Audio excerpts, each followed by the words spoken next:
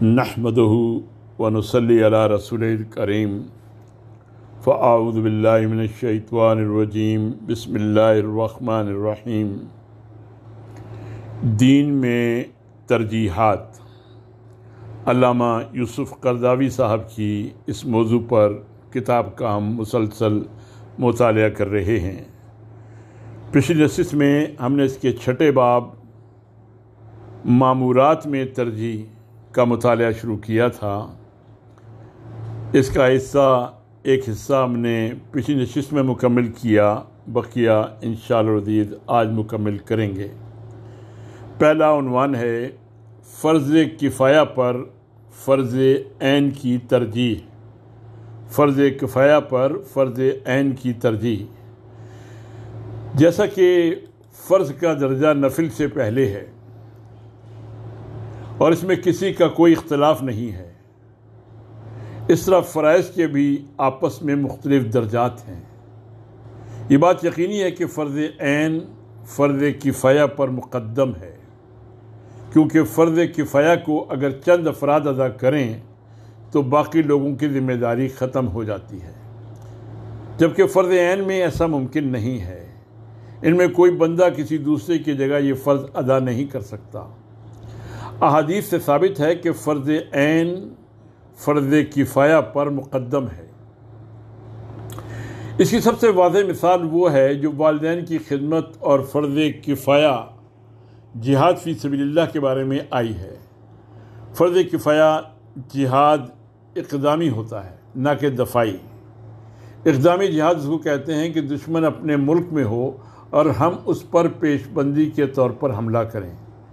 جیسے ہمیں معلوم ہو جائے کہ وہ ہم پر حملہ کرنے والا ہے اور اس کی طرف سے جنگی سرگرمیاں سامنے آ رہی ہیں جن سے صاف ظاہر ہوتا ہے کہ ہمارے بارے میں اس کے ارادے خطرناک ہیں۔ اس صورت میں تمام مسلمانوں کا جہاد کے لیے نکلنا فرض نہیں ہے، بلکہ کچھ افراد کا جہاد کے لیے جانا باقی لوگوں کی طرف سے کافی ہوگا اور ان کے ذمے سے یہ فریضہ ساقط ہو جائے گا۔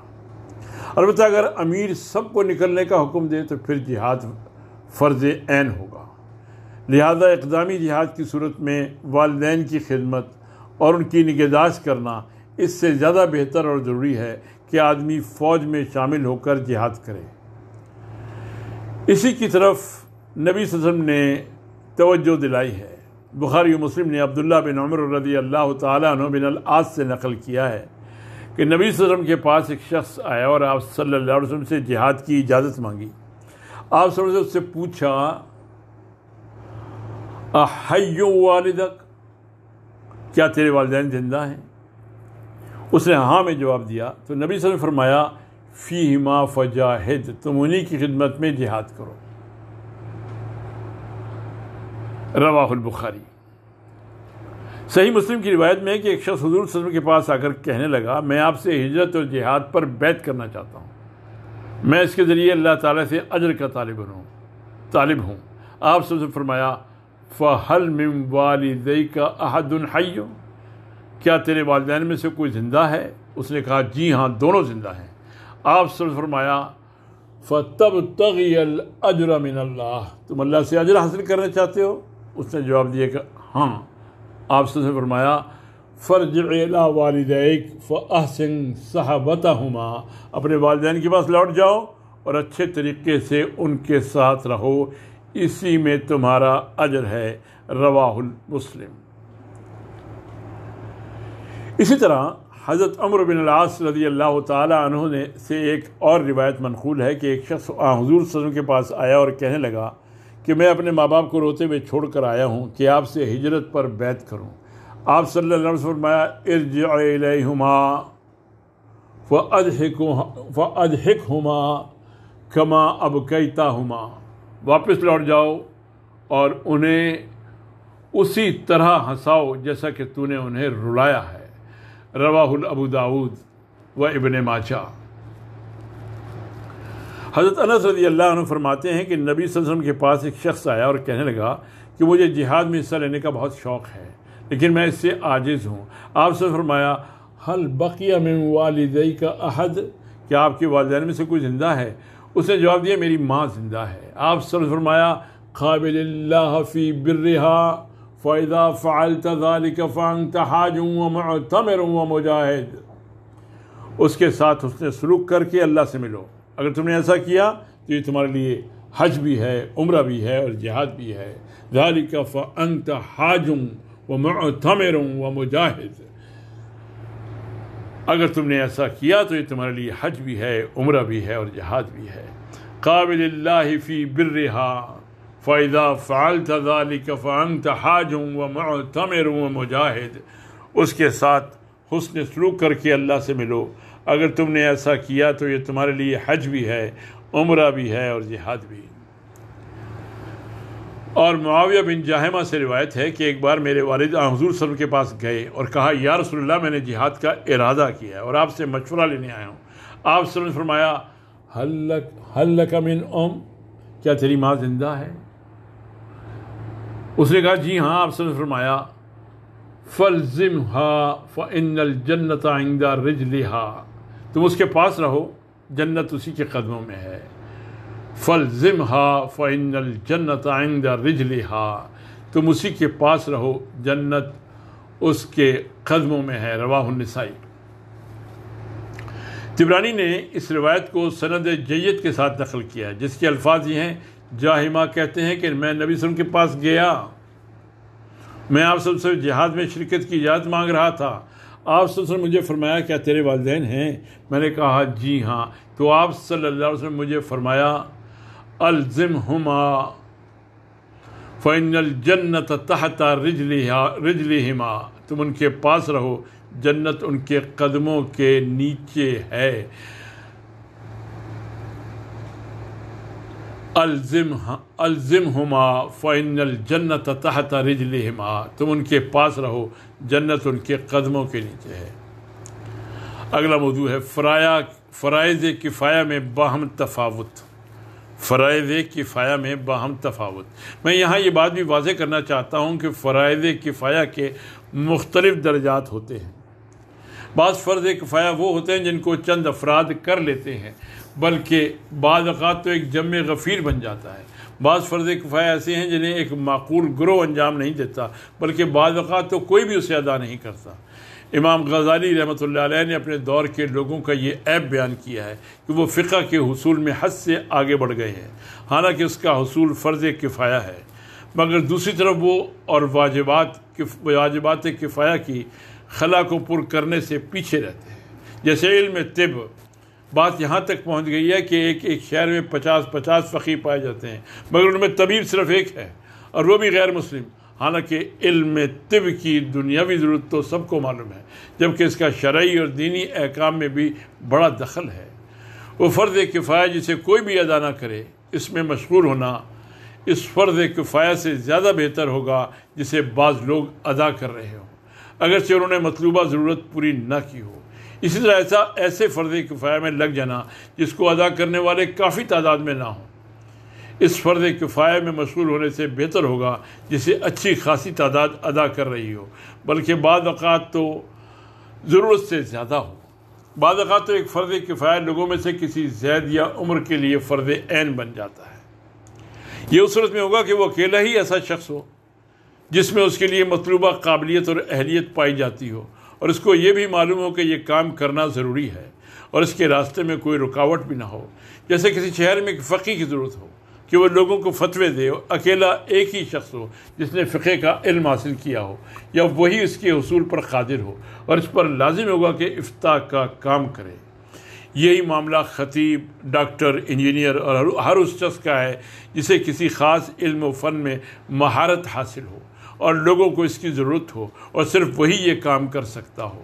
اسی طرح اگر وہ کوئی خاص عسکری مہارت رکھتا ہو اور اسلامی فوج کو اس کی ضرورت ہو اور اسے ایک شخص کے علاوہ کوئی اس ضرورت کو پورا نہ کر سکتا ہو، تو اس پر فرض عین ہو جاتا ہے کہ وہ اپنے آپ کو اس خدمت کی ادائیگی کے لیے پیش کرے.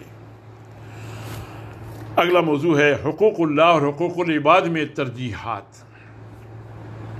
اگر ایک طرف فرض عین فرض کفایہ پر مقدم ہے تو دوسری طرف فرض عین کے بھی آپس میں مختلف درجات ہیں. اسی وجہ سے ہم دیکھتے ہیں کہ شریعت بعض مسائل میں ایسے احکام کو زیادہ اہمیت دیتی ہے جن کا تعلق حقوق العباد سے ہوتا ہے۔ وہ فرض عین جس کا تعلق صرف حقوق اللہ سے ہوتا ہے، اس میں تسامح ممکن ہے۔ اس کے برعکس وہ فرض عین جس کا تعلق حقوق العباد سے ہوتا ہے، اس میں یہ ممکن نہیں۔ علماء نے کہا ہے حقوق اللہ مسامحت پر مبنی ہے اور حقوق العباد مشاحت پر یعنی لڑائی جھگڑے پر مبنی ہے۔ حقوق العباد مشاحت یعنی لڑائی جھگڑے پر مبنی ہے۔ یہی وجہ ہے کہ مثلا ایک طرف حج واجب ہے اور دوسری طرف قرض کی ادائیگی واجب ہے، تو ان میں سے قرض کی ادائیگی کو مقدم کیا جائے گا۔ کسی مسلمان کے لیے جائز نہیں کہ وہ قرض ادا کیے بغیر حج کرے، سوائے اس کے کہ وہ قرض خواہ سے اجازت مانگے، یا یہ کہ قرض میں ابھی وقت ہو اور اسے یقین ہو کہ حج کی ادائیگی کے باوجود وہ قرض اپنے وقت پر ادا کر سکے گا۔ اس مقام پر حقوق العباد اور خاص طور پر مالی حقوق کی اہمیت میں ایک صحیح حدیث بھی کافی ہے، جس میں آیا ہے کہ اللہ کی راہ میں شہادت بھی جو ایک مسلمان کے لیے اپنے رب کے قرب کا سب سے اعلیٰ مرتبہ ہے، اس کے قرض کو ساقط نہیں کر سکتی۔ یہ بات صحیح حدیث سے ثابت ہے کہ یغفر للشہید کل شیء الا الدین، یغفر للشہید کل شیء الا الدین، شہید کے لیے ہر چیز معاف ہے سوائے قرض کے۔ رواہ مسلم۔ اس حدیث میں یہ بھی آیا ہے کہ ایک آدمی نے کہا یا رسول اللہ مجھے بتائیے کہ اگر میں اللہ کی راہ میں مارا جاؤں تو میرے گناہ دھل جائیں گے؟ رسول اللہ صلی اللہ علیہ وسلم نے فرمایا نعم ان قتلت فی سبیل اللہ وانت صابر مقبل غیر مدبر، ہاں اگر تم اس حالت میں مارے جاؤ کہ تم صابر اور آگے بڑھ رہے ہو نہ کہ پیچھے بھاگ رہے ہو۔ یہ بات کہہ کر نبی صلی اللہ علیہ وسلم نے پوچھا تم نے کیا کہا تھا؟ آدمی نے اپنا سوال دہرایا، آپ صلی اللہ علیہ وسلم نے بھی اپنا جواب دہرایا، مگر اب کی بار اس میں یہ اضافہ فرمایا الا الدین فإن جبریل قال لی ذلک، سوائے قرض کے یہ بات مجھے جبرائیل علیہ السلام نے کہی ہے۔ رواہ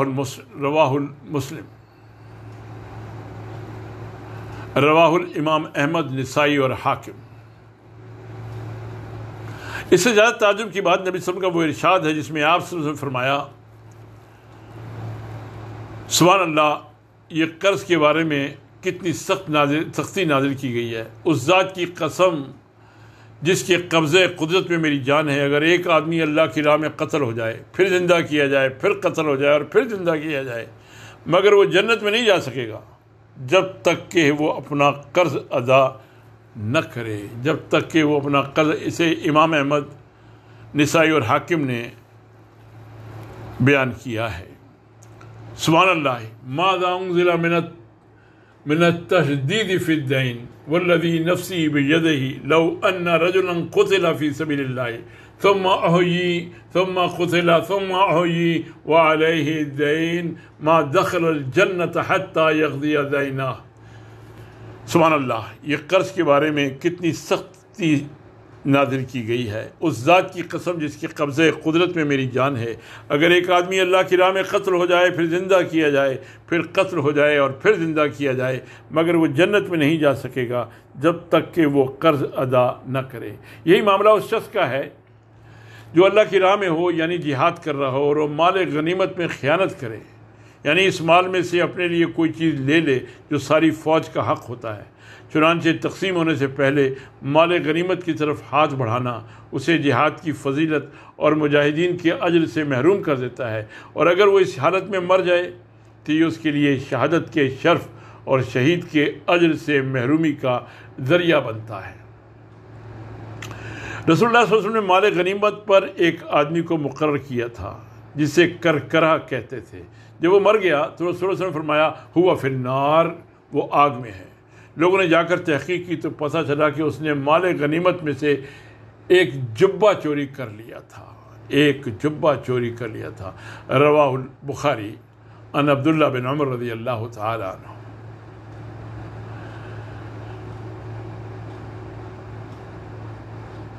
صحابہ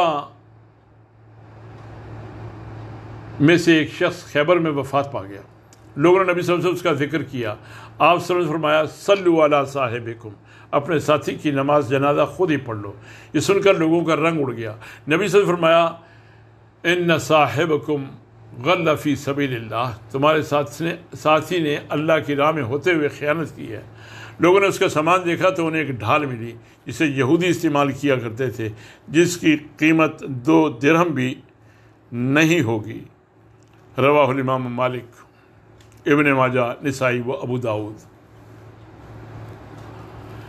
2 درہم کی خیانت کی وجہ سے نبی صلی اللہ علیہ وسلم نے ایک صحابی کی نماز جنازہ پڑھنے سے انکار کیا۔ اس کا مقصد عوامی مال کی لالچ پر بلیغ ترین زجر و توبیخ کرنا، خواہ وہ تھوڑا ہو یا زیادہ۔ اور حضرت ابن عباس رضی اللہ عنہ سے روایت ہے، کہتے ہیں کہ مجھے حضرت عمر رضی اللہ تعالیٰ عنہ نے کہا، جب غزوہ خیبر کا دن ہوا تو کچھ صحابہ آئے اور کہنے لگے کہ فلاں شہید ہو گیا، فلاں شہید ہو گیا۔ اس دوران وہ ایک اور لاش کے پاس سے گزرے تو کہنے لگے فلاں بھی شہید ہو گیا۔ رسول اللہ صلی اللہ علیہ وسلم نے فرمایا، ہرگز نہیں، میں نے اسے آگ میں دیکھا ہے۔ کلا انی رأیتہ فی النار فی بردۃ غلھا او فی عباءۃ غلھا، کیونکہ اس نے مال غنیمت میں سے ایک چادر یا ایک جبہ لیا تھا۔ پھر آپ سے فرمایا، اے ابن خطاب، جا کر لوگوں میں اعلان کر دو کہ جنت میں مومنوں کے سوا کوئی نہیں جا سکتا۔ رواہ المسلم۔ یہ احادیث کس بات کی دلالت کر رہی ہیں؟ یہ اس بات کی دلالت کر رہی ہیں کہ حقوق العباد کی اہمیت بہت زیادہ ہے، خصوصاً وہ حقوق العباد جن کا تعلق مالی امور سے ہو، خواہ عوامی اموال ہوں یا افراد کے ذاتی اموال۔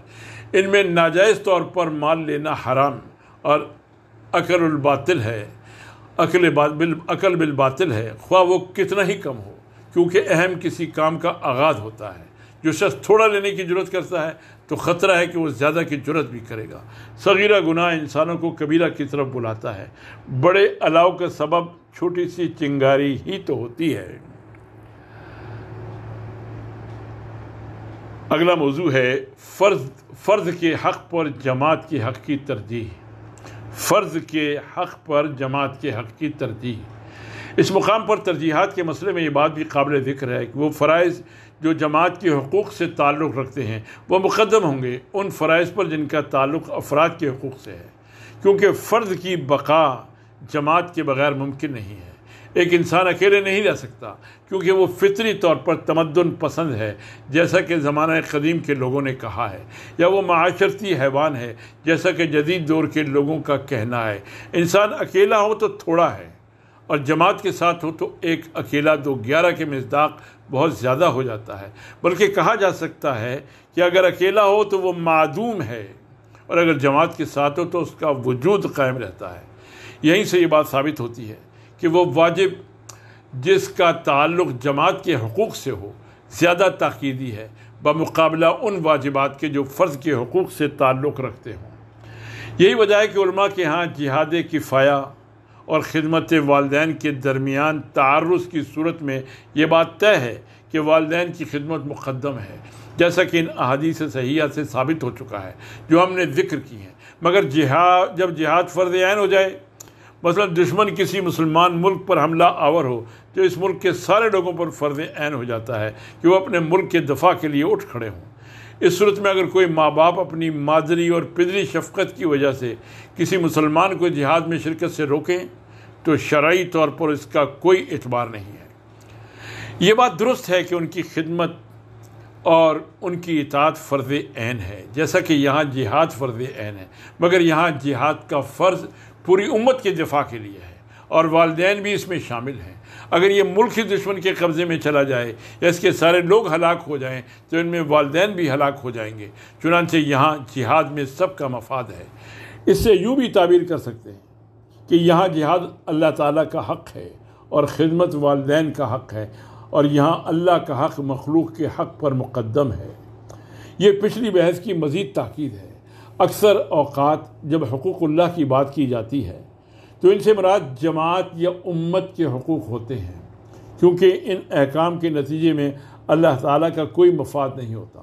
یہ سب احکام اول و آخر بندوں کے مفاد میں ہیں۔ اس قاعدے یعنی امت کے حق کو فرض کے حق پر مقدم کرنے کی عملی تعبیر کے طور پر امام غزالی رحمۃ اللہ وغیرہ نے اس بات کو جائز قرار دیا ہے کہ اگر دشمن کسی مسلمان کو اپنے لیے ڈھال بنائے تو چند شرائط کے ساتھ ان کو مارنا جائز ہوتا ہے۔ حالانکہ یہ بات اتنی زیادہ حتمی ہے کہ اس میں کسی کا اختلاف نہیں ہے کہ مسلمان کے خون کی حفاظت کرنا واجب ہے اور ناحق طور پر کسی مسلمان کا خون بہانا جائز نہیں ہے۔ پھر امام غزالی رحمۃ اللہ علیہ اور ان جیسے دوسرے علماء نے ان بے گناہ لوگوں کو مارنا کیسے جائز قرار دیا ہے جنہیں کافر فوج نے اپنے لیے ڈھال بنا رکھا ہو۔ انہوں نے بات اس لیے جائز قرار دی ہے کہ اس جماعت کی حفاظت کی جائے اور امت کو ہلاکت سے بچایا جائے، کیونکہ فرد کے قتل کی تلافی تو ہو جائے گی مگر امت کی ہلاکت کی تلافی کیا ہو سکتی ہے؟ فقہا کہتے ہیں اگر دشمن کسی مسلمان کو اپنے لیے ڈھال بنائے، جیسے وہ ان کو قید کر لے یا کسی اور طریقے سے انہیں حاصل کرے اور انہیں مسلمان فوج کے سامنے لائے تاکہ انہیں آگے کر کے اپنے آپ کو بچا سکے، اب اگر ان حملہ آوروں کو چھوڑنے میں امت کی ہلاکت کا خطرہ ہو تو ان کے خلاف لڑنا جائز ہوگا، اگرچہ ان کے ساتھ مسلمان بھی قتل ہو جائیں جن کو دشمن نے اپنے لیے ڈھال بنا لیا ہے۔ یہ درست ہے کہ وہ معصوم ہیں اور اس میں ان کا کوئی قصور نہیں، مگر پوری امت کے دفاع کی ضرورت تقاضا کر رہی ہے کہ ان چند افراد کی قربانی دے کر اسلام کے استیصال اور کافروں کے غلبے کی خطرے کو ٹال دیا جائے اور ان لوگوں کا اجر اللہ کے ذمے ہوگا۔ اسی بنا پر امام غزالی نے ان لوگوں کی دلیل کو مسترد کیا ہے جو اس صورت کے بارے میں کہتے ہیں کہ یہ معصوم اور حرمت والی جان کو قتل کرنا ہے کیونکہ اسے مجبور کیا گیا ہے۔ اس دلیل کو انہوں نے اس لیے مسترد کیا ہے کہ ان کے خون کو ناجائز قرار دینے سے اتنے زیادہ جانوں اور خونوں کو جواز لازم آتا ہے جس کا کوئی حساب نہیں ہے، اور ہم جانتے ہیں کہ شریعت کلی اشیاء کو جزوی پر ترجیح دیتی ہے، اور ہم جانتے ہیں کہ شریعت کلی اشیاء کو جزوی پر ترجیح دیتی ہے۔ چنانچہ مسلمانوں کو کفار کے آگے جھکنے سے بچانا مقاصد شریعہ میں زیادہ اہم ہے اس سے کہ ایک مسلمان کے خون کی حفاظت کی جائے، لہذا یہ بات مقاصد شرع کے لحاظ قطعی بن جاتی ہے۔ یہ بات بھی جیسا کہ ہمارا خیال ہے ترجیحات کے مسئلے پر مبنی ہے۔ اسی طرح اگر جنگی حالات تقاضا کریں کہ اہل ثروت لوگوں پر جہاد فنڈ کے لیے، فوجوں کی کمک کے لیے، قلعے بنانے اور اس طرح کے دوسرے جنگی ضروریات کے لیے زکوٰۃ کے علاوہ مختلف ٹیکس لگائے جائیں تو شریعت نہ صرف اس کی تائید کرتی ہے بلکہ اس کو واجب ٹھہراتی ہے، جیسا کہ فقہا نے اس کی تصریح کی ہے، اگرچہ اکثریت ان فقہا کی ہے جو عام حالات میں زکوٰۃ کے علاوہ لوگوں سے کسی قسم کے ٹیکسوں کے حق میں نہیں ہے۔ اس حوالے سے امام غزالی رحمۃ اللہ علیہ اپنے اس قول سے استدلال کرتے ہیں، ہم یقینی طور پر جانتے ہیں کہ جب دو برائیاں یا دو ضرورتوں کا آپس میں تعارض آ جاتا ہے تو شریعت ان میں سے اسی شر اور ضرر کو پہلے دفع کرتی ہے جو زیادہ نقصان والا اور زیادہ برا ہو۔ ٹیکس لگانے کی صورت میں ان لوگوں میں سے ہر ایک کو جو نقصان پہنچتا ہے وہ اس نقصان سے بہت کم ہے جو جہاد کے انتظامات نہ ہونے اور ملک کو خطرات درپیش ہونے کی صورت میں ان لوگوں کو مالی اور جانی طور پر پیش آ سکتا ہے، کیونکہ وہ جہاد اور مجاہدین کی قوت ہی ہوتی ہے جو ملک کے نظام کی حفاظت کرتی ہے اور برائی کے مادے کو ختم کرتی ہے۔ یہی معاملہ مسلمان قیدیوں کی آزادی اور انہیں کفار کی قید ذلت سے چھڑانے کے سلسلے میں ہے، خواہ اس پر کتنا ہی خرچ آئے۔ امام مالک فرماتے ہیں تمام مسلمانوں پر واجب ہے کہ وہ اپنے قیدیوں کو آزاد کرنے کے لیے فدیہ ادا کریں، خواہ اس سے ان کا سارا مال ہی ختم کیوں نہ ہو جائے۔ یہ بات اس لیے ہے کہ ان قیدیوں کا احترام امت مسلمہ کا احترام ہے، اور امت کا احترام ایسی انفرادی حرمتوں پر فوقیت رکھتا ہے جس کا تعلق افراد کے مال سے ہو۔ اگلا موضوع ہے فرد و قبیلہ کے بجائے امت سے جڑ جانا۔ فرد و قبیلہ کے بجائے امت سے جڑ جانا، اس مفہوم کی تائید اس ہدایت سے بھی ہوتی ہے جو قرآن و سنت نے جماعت کے ساتھ تعلق اور امت ہونے کے احساس کو قبیلے، خاندان اور فرد کے ساتھ تعلق پر مقدم رکھنے کے حوالے سے دی ہے۔ چنانچہ اس میں نہ فردیت ہے، نہ عصبیت اور نہ جماعت سے بے مہاری۔ جاہلی معاشرے میں قبیلہ ہی ایک دوسرے سے تعلق کی بنیاد اور ایک نسب العین پر اکٹھا ہونے کا مرکز تھا۔ ایک فرد حق اور باطل دونوں میں اپنے قبیلے کے ساتھ ہوتا تھا۔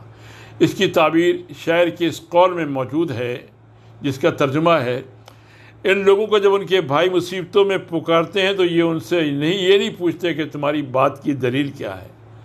ان کا شعار یہ تھا کہ اپنے بھائی کی مدد کرو خواہ وہ ظالم ہو یا مظلوم۔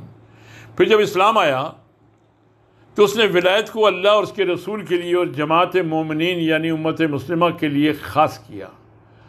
اللہ تعالیٰ کا فرمان ہے سورہ مائدہ کی آیات 55 اور 56 میں، تمہارے رفیق تو حقیقت میں اللہ اور اس کا رسول اور وہ اہل ایمان ہیں جو نماز قائم کرتے ہیں، زکوٰۃ دیتے ہیں اور اللہ کے آگے جھکنے والے ہیں، اور جو اللہ اور اس کے رسول اور اہل ایمان کو اپنا رفیق بنا لے اسے معلوم ہو کہ اللہ کی جماعت ہی غالب رہنے والی ہے۔ انما ولیکم اللہ ورسولہ والذین آمنوا الذین یقیمون الصلاة ویؤتون الزکاة وهم راکعون ومن یتول اللہ ورسولہ والذین آمنوا فإن حزب اللہ هم الغالبون۔ قرآن و سنت نے لوگوں کی ایسی تربیت کی جس کے ذریعے وہ اللہ اور اس کے رسول کے شہداء بالقسط بن گئے۔ اس سے ان کو نہ کسی رشتہ دار کے ساتھ محبت کا جذبہ روک سکتا ہے، نہ کسی دشمن سے بغض کا، کیونکہ عدل تو ہر قسم کے جذبات سے بالا تر اور خالص اللہ تعالیٰ کے لیے ہے۔ وہ اپنے کسی محبوب کی بے جا طرفداری کرتا ہے، نہ کسی ناپسندیدہ شخص پر بے جا ظلم کرتا ہے۔ اللہ تعالیٰ کا ارشاد ہے سورہ نساء کی آیت نمبر 135 میں، یا ایھا الذین آمنوا کونوا قوامین بالقسط شہداء للہ وَلَوْ عَلَىٰ أَنفُسِكُمْ وَبِالْوَالِدَيْنِ وَالْأَقْرَبِينَ۔ اے لوگو جو ایمان لائے ہو، انصاف کے علمبردار اور خدا واسطے کے گواہ بنو، اگرچہ تمہارے انصاف اور تمہاری گواہی کی زد خود تمہاری اپنی ذات پر یا تمہارے والدین اور رشتہ داروں ہی پر کیوں نہ پڑتی ہو۔ سورہ مائدہ کی آیت نمبر 8 میں ارشاد ہے، یا ایھا الذین آمنوا کونوا قوامین للہ شہداء بالقسط وَلَا يَجْرِمَنَّكُمْ شَنَآنُ قَوْمٍ عَلَىٰ أَلَّا تَعْدِلُوا اعْدِلُوا هُوَ أَقْرَبُ لِلتَّقْوَىٰ وَاتَّقُوا اللَّهَ۔ اے لوگو جو ایمان لائے ہو، اللہ کی خاطر راستی پر قائم رہنے والے اور انصاف کی گواہی دینے والے بنو۔ کسی گروہ کی دشمنی تم کو اتنا مشتعل نہ کر دے کہ انصاف سے پھر جاؤ۔ عدل کرو، یہ خدا ترضی سے زیادہ مناسبت رکھتا ہے۔ اللہ سے ڈر کر کام کرتے رہو۔ رسول اللہ صلی اللہ علیہ وسلم نے جاہلیت کی ایک عبارت استعمال کی، مگر اسے ایک نیا مفہوم پہنایا جو لوگوں کے لیے نامانوس تھا۔ آپ صلی اللہ علیہ وسلم نے فرمایا، انصر اخاک ظالما او مظلوما، اپنے بھائی کی مدد کرو خواہ وہ ظالم ہو یا مظلوم ہو۔ صحابہ رضی اللہ عنہم اجمعین نے پوچھا، اگر وہ مظلوم ہو تو ہم اس کی مدد کر لیں گے، مگر جب وہ ظالم ہو تو پھر ہم اس کی کیسے مدد کریں گے؟ آپ صلی اللہ علیہ وسلم نے فرمایا، تحجزہ عن الظلم فإن ذلک نصرہ، اس کو ظلم سے روکنا اس کی مدد کرنا ہے۔ رواہ الامام احمد بخاری و ترمذی۔ اسی طرح آپ صلی اللہ علیہ وسلم نے ظالم کی مدد کرنے کا مفہوم الٹ دیا۔ اب اس کی مدد کرنا ضروری ہو گیا کہ آپ اس کی خواہشات نفسانی اور اغوائے شیطانی کا مقابلہ کرنے میں اس کی مدد کریں اور اس کا ہاتھ پکڑیں تاکہ وہ ظلم کے گڑھے میں گرنے سے بچے، کیونکہ یہ دنیا میں وبال اور آخرت میں اندھیرا ہے۔ نبی صلی اللہ علیہ وسلم نے عصبیت کی دعوت دینے اور اس کے پرچم تلے لڑنے کی ممانعت فرمائی۔ اگر کوئی اس جھنڈے کے نیچے لڑتے ہوئے قتل ہوا تو اس کی موت جاہلیت کی موت ہے۔ ایک حدیث صحیح میں آپ صلی اللہ علیہ وسلم سے یہ بات منقول ہے، من قتل تحت رایت امیہ یدعو عصبیہ وینصر عصبیہ فقتلتہ جاہلیہ، جو شخص امیہ کے جھنڈے تلے لڑا عصبیت کی دعوت دیتے ہوئے اور عصبیت کی حمایت کرتے ہوئے، اس کی موت جاہلیت کی موت ہوگی۔ امیہ اس اندھے معاملے کو کہتے ہیں جس کی صحیح صورتحال آدمی کی سمجھ میں نہ آ رہی ہو۔ ایک اور حدیث میں ہے،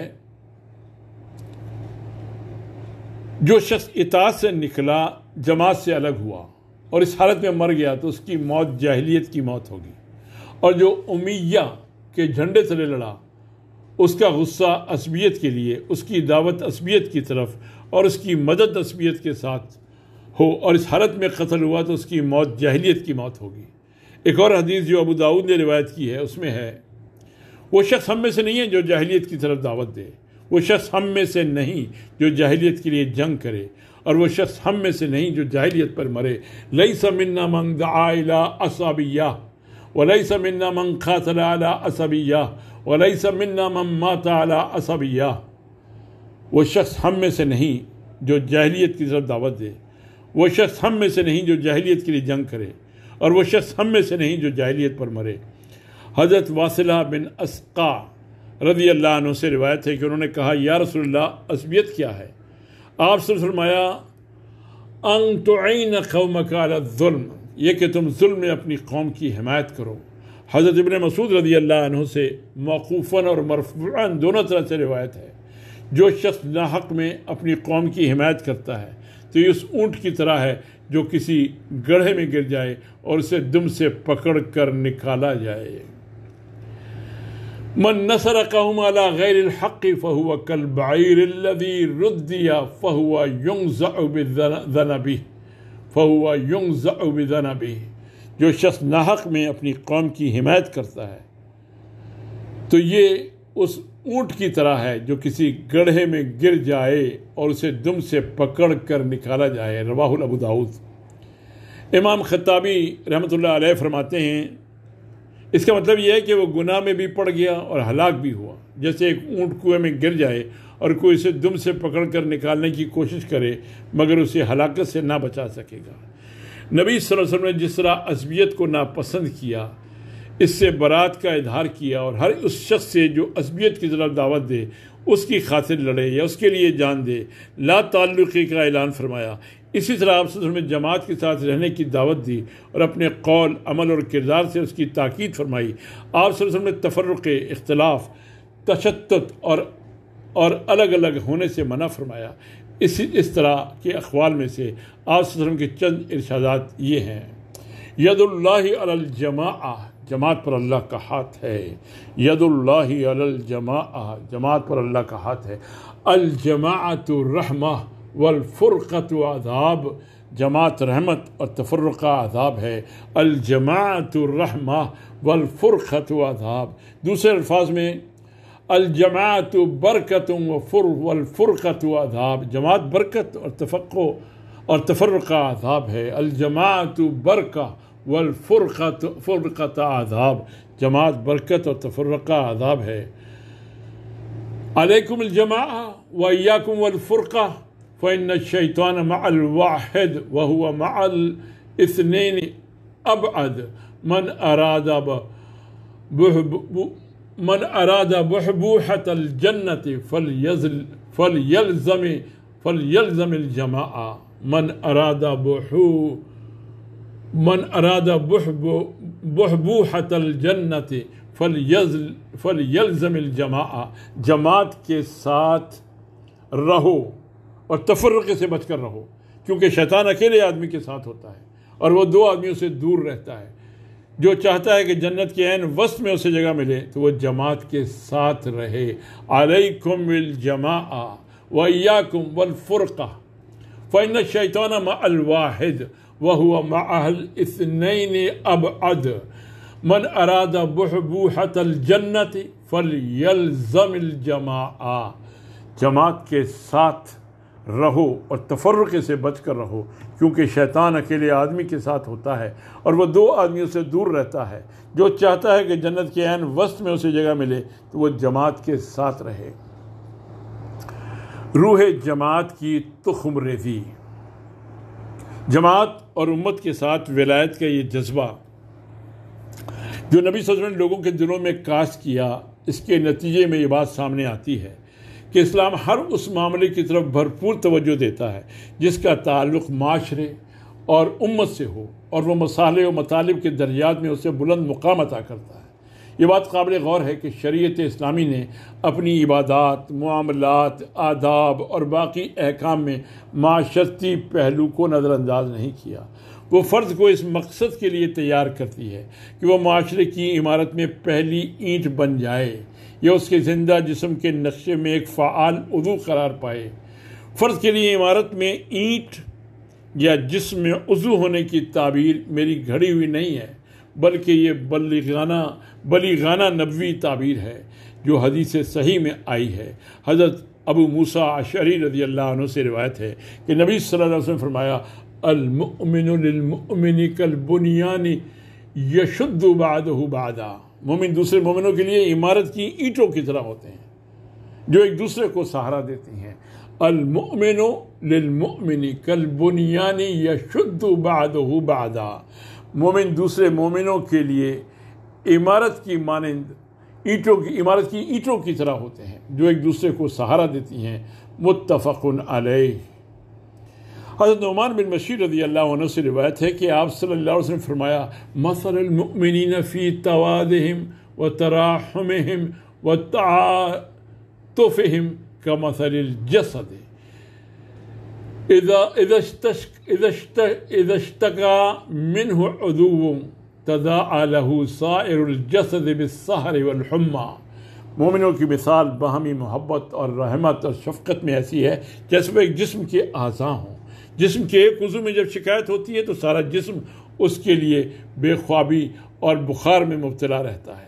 اسلام اپنے تمام احکام اور تعلیمات میں قرآن و سنت کے ذریعے مسلمان کے دل میں اجتماعیت کے احساس کا بیج بوتا ہے۔ نماز با جماعت، جمعہ، عیدین، اذان اور مسجد میں حاضری کو لازم کیا گیا ہے۔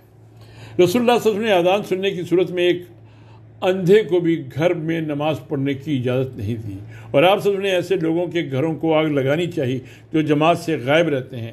پھر مسجد میں ایک مسلمان کے لیے یہ بات ناپسند کی گئی کہ وہ صفوں کے پیچھے اکیلے نماز پڑھے، کیونکہ اس میں انفرادیت اور بظاہر جماعت سے الگ ہونے کی صورت نظر آتی ہے۔